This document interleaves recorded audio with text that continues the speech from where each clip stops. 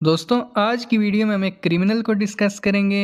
बिल्कुल सही सुन रहे हो, एक क्रिमिनल को। एक ऐसा क्रिमिनल जो फांसी के फंदे के बिल्कुल करीब था, लेकिन फिर इसकी किस्मत का पहिया घूमता है और वो जैकोबन एज का second most important play right बन जाता है। अच्छा, ये सिर्फ प्ले राइट ही नहीं बनता, बल्कि अपने टाइम के किंग जेम्स वन का फेवरेट लिटरेरी फिगर भी बन जाता है, और इस तरह ये जेल से निकलकर महल तक पहुंच जाता है। अच्छा, इसके अलावा इस बंदे की एक और बात बता दूं कि इसने शेक्सपियर की लाइफ में उनके राइटिंग स्टाइल को बहुत ज़्यादा क्रिटिसाइज किया है, लेकिन फिर शेक्सपियर की डेथ के बाद इसने उन्हें प्रेज करना शुरू कर दिया था। मैं बात कर रहा हूँ बेन जॉनसन की, जो कि एक इंग्लिश प्ले राइट, पोइट और एक्टर थे। हमारी इस कहानी की शुरुआत होती है लंदन से। लंदन में 1572 में एक बेन जॉनसन नामी बच्चा जन्म लेता है। इसके जन्म से एक मंथ पहले ही इसके फादर की डेथ हो गई थी। फिर 1574 में जब यह बच्चा 2 साल का होता है तो इसकी मदर रॉबर्ट ब्रेट नामी एक ब्रिक लेयर के साथ दूसरी शादी कर लेती है। फिर लेट 1570s में यानी कि 1578 के आसपास इन्होंने एसटी मार्टन्स लेन स्कूल में एडमिशन ले लिया था। अच्छा, ये स्कूल फ्री था, ये यहाँ फ्री तालीम हासिल कर रहे थे। फिर बाद में ऐसे होता है कि इनके किसी फैमिली फ्रेंड ने इन पर तरस खाकर इनके पढ़ने के लिए कुछ पैसे दे दिए थे, तो इन्हें ऐसे किया जाता है कि वेस्टमिनिस्टर स्कूल में भेज दिया जाता है। अच्छा, यहाँ इन पर विलियम कैम्पडन नामी एक टीचर की नज़र पड़ती है। वो इनकी सलाहियतों को भांप लेते हैं और वो ऐसे करते हैं कि इन्हें क्लासिक्स, हिस्ट्री, लिटरेचर और स्पेशली लैटिन की तालीम देने लगते हैं। अच्छा, इनका ये जो लैटिन का नॉलेज ही है ना, यही आगे जाकर इनकी जान भी बचाएगा। फिर 1589 के आसपास ये एसटी जोन्स कॉलेज में एडमिशन ले लेते हैं। ये कॉलेज भी फ्री था, लेकिन फिर ऐसे होता है कि कुछ टाइम के बाद जब इनकी फैमिली को फाइनेंशियल इश्यूज का सामना करना पड़ता है, तो ये इस कॉलेज को छोड़ देते हैं और अपने स्टेप फादर के साथ ब्रिकलेयर का काम करने लगते हैं। अच्छा, इनका इस काम में दिल नहीं लग रहा था, तो ये इस काम को छोड़ते हैं और इंग्लिश आर्मी को ज्वाइन कर लेते हैं।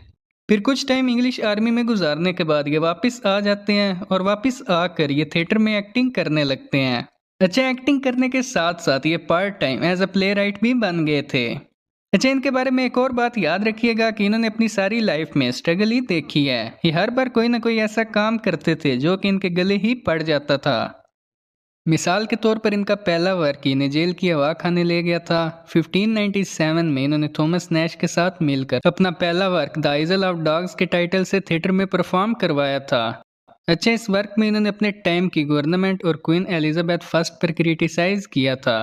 क्वीन एलिजाबेथ ने जब इस वर्क के बारे में सुना था तो उन्होंने फौरन ऑर्डर दे दिया था कि बेन जॉनसन और थॉमस नैश को गिरफ्तार करके जेल में डाल दो।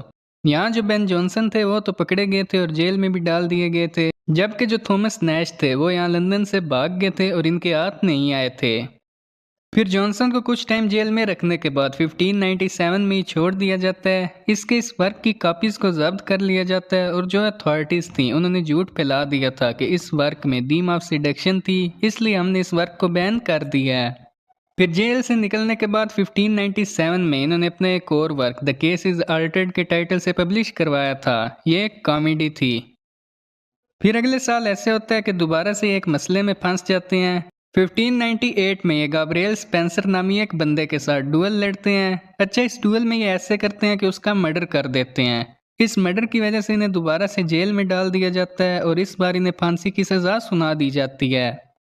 फिर फाइनली फांसी वाला दिन आ जाता है और इन्हें फांसी के तख्ते पर ले जाया जाता है। लेकिन जैसे फिल्मों में होता है कि ऐन फांसी के वक्त किसी की एंट्री होती है और वो फांसी रोक दी जाती है, यहाँ भी ऐसे ही होता है, लेकिन यहाँ किसी बंदे की एंट्री नहीं होती, बल्कि इनके लैटिन का नॉलेज ही इनकी जान बचा लेता है। जैसे ये फांसी के फंदे के करीब पहुंचते हैं तो ये उस वक्त लैटिन में कुछ वर्सेस पढ़ना शुरू कर देते हैं। अच्छा, उस टाइम इंग्लैंड में एक रूल था कि जिसे लैटिन आती होती थी उसे वेल एजुकेटेड समझा जाता था। ऐसे बंदों को मार कर ज़ाया नहीं किया जाता था, बल्कि ऐसे किया जाता था कि उन्हें उनके गुनाहों पर थोड़ी सी सज़ा सुना दी जाती थी और फिर कुछ टाइम के बाद छोड़ दिया जाता था। यहाँ इनकी भी फांसी रोक दी गई थी और इन्हें कुछ टाइम के लिए जेल में डाल दिया गया था, लेकिन फिर 1598 के एंड पर इन्हें दोबारा से छोड़ दिया गया था। फिर जेल से निकलने के बाद ये एवरी मैन इन जुमर के टाइटल से एक प्ले परफॉर्म करवाते हैं और इस प्ले के परफॉर्म होते इन्हें एज अ प्ले राइट पहचान मिलने लगी थी। फिर अगले साल 1599 में every man out of his humour के टाइटल से एक और प्ले परफॉर्म करवाया था, जिसमें इन्होंने ह्यूमंस की अहमकाना हरकतों पर क्रिटिसाइज किया है। अच्छा, ये सिर्फ सोसाइटी पर क्रिटिसाइज नहीं करते थे, बल्कि इनका अपने कंटेम्प्रेरी राइटर्स के साथ भी झगड़ा चलते ही रहता था। इन्होंने 1600 में सिंथिया रिवेल्स के टाइटल से एक वर्क परफॉर्म करवाया था, जिसमें इन्होंने अपने टाइम के दो प्ले राइट्स थॉमस डेकर और जॉन मार्स्टन को क्रिटिसाइज किया था। फिर 1601 में इन्होंने दोबारा से पोइटास्टर के टाइटल से एक और वर्क परफॉर्म करवाया था और दोबारा से इन दोनों को क्रिटिसाइज किया था। अच्छा, इनकी ये दुश्मनी 1603 में दोस्ती में बदल गई थी। 1603 में जेम्स वन के किंग बनने की खुशी में इन्होंने थॉमस डेकर के साथ मिलकर पेजेंट्स लिखे थे। अच्छा, जो ये पेजेंट थे ये एक तरह का पब्लिक शो हुआ करता था जिसमें किसी इवेंट को सेलिब्रेट किया जाता था। इन दोनों ने भी किंग जेम्स के अराइवल को सेलिब्रेट करने के लिए पेजेंट लिखे थे। अच्छा, ये लिखने के अलावा जॉनसन ने किंग के लिए मास्क भी लिखना शुरू कर दिए थे। मास्क एक तरह की परफॉर्मेंस होती थी जो कोर्ट में किंग क्वीन के सामने परफॉर्म की जाती थी। फिर 1603 में इन्होंने सैजनेस इज फॉल के टाइटल से एक और वर्क पब्लिश करवाया था। इस वर्क की वजह से ये दोबारा से अथॉरिटीज की नज़रों में आ गए थे, मगर इस बार ये जेल जाने से बच गए थे। लेकिन शायद इन्हें जेल से मोहब्बत थी या जेल को इनसे थी। 1605 में इन्होंने अपने पुराने दुश्मन जॉन मार्स्टन और जॉर्ज चैपमैन के साथ मिलकर ईस्टवेड हो के टाइटल से इन्होंने एक और वर्क परफॉर्म करवाया था, जिसमें इन्होंने स्कॉटिश लोगों को क्रिटिसाइज किया था। अच्छा, इस वर्क की वजह से इन्हें तीसरी बार जेल भेज दिया गया था। फिर जेल से आने के बाद 1605 से 1611 के दौरान इन्होंने वॉल्पोन, एपिकोसीन और the silent women, the alchemist और कैटिलाइन इज कॉन्स्पिरेसी जैसे प्लेस परफॉर्म करवाए थे। फिर 1612 से 1613 के दौरान ये फ्रांस चले गए थे और वहां जाकर ये सर वाल्टर रैले के ट्विटर बन गए थे। फिर 1613 में जब ये वापस आए थे तो इन्होंने वापस आकर बेर्थोलोमेव फेयर और the devil is an S जैसे वर्क्स परफॉर्म करवाए थे। फिर 3 साल के बाद यानी कि 1616 में इन्हें इंग्लैंड का अनऑफिशियल पोएट लॉरेट बना दिया गया था और इन्हें 100 मार्क्स की पेंशन मिलने लगी थी। अच्छा, जो ये 100 मार्क्स हुआ करते थे ये उस टाइम ऑलमोस्ट 60 पाउंड्स बनते थे। पेंशन मिलने की वजह से ये ढीले पड़ गए थे और कुछ टाइम के बाद इन्होंने प्लेज लिखना बंद कर दिए थे। इन्होंने अपना सारा फोकस मास्क की तरफ शिफ्ट कर लिया था और इनकी यही बेवकूफ़ी इनको आगे जाकर महंगी पड़ गई थी। फिर जब 1625 में चार्ल्स वन किंग बन गया था तो उसने इसकी पेंशन 100 मार्क्स से बढ़ाकर 100 पाउंड्स कर दी थी। लेकिन ये 100 पाउंड्स इसके घर को चलाने के लिए काफ़ी नहीं थे। इनका कोर्ट में इन्फ्लुएंस आहिस्ता आहिस्ता कम होने लगा था। फिर जब इन्हें अपनी जान के लाले पड़ गए थे तो इन्होंने दोबारा से कुछ प्लेस परफॉर्म करवाए थे, लेकिन इनके ये सारे प्लेस फ्लॉप हो गए थे।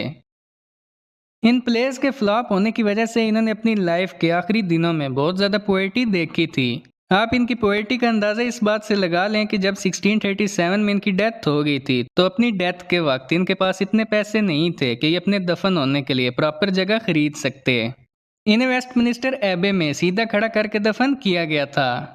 यह था कुछ बेन जॉनसन के बारे में। उम्मीद है आपको वीडियो अच्छी लगी होगी। मिलते हैं अपनी नेक्स्ट वीडियो में।